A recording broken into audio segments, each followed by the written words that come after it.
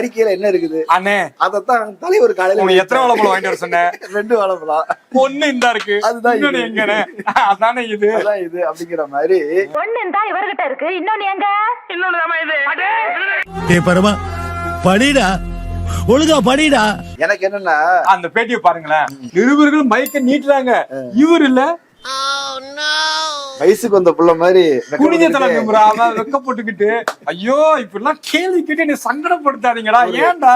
ஒரு கட்சியோட தலைவர் என்னன்னா அவர் வந்து ஒரு எக்ஸாம்ல எஸ்ஏ எழுதுற மாதிரி எழுதி வச்சிருக்கிறார். அப்படி ஆமா, பொதுச் செயலாளர் என்னன்னா வெக்கப்பட்டுக்கிட்டு அவர் வந்து அது அறிக்கையில இருக்குது 543 தொகுதி போதுங்க அப்படிங்காரு. இல்ல தப்பா பேசாதீங்க.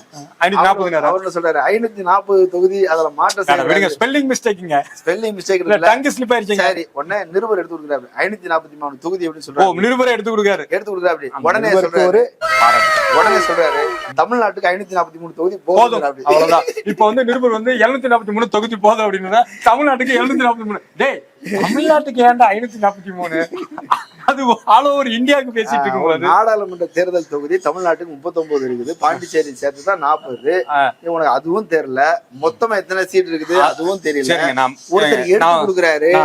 தவக்காய சார்பாக மன்னிப்பு கேட்டுக்கிட்டு தவக்காய் வெற்றி கழகம் சொன்னது தப்புதான், அது தப்புதான். அந்த மன்னிப்பு கேட்டு நான் என்ன சொல்றேன் அப்படின்னா, தற்கூரி வெற்றி கழகம் நான் வச்சிருங்க. அந்த தற்கூரித்தனமா இந்தியாவுக்கு 543 அப்படிங்கிறப்ப இவர் வந்து தமிழ்நாட்டுக்கு 543 தொகுதி போதும் அப்படிங்கிற பாருங்க. பேசாதடா, படிக்காத தற்குறிப்பல். நல்லா வந்தாருங்க கருத்து சொல்றதுக்கு.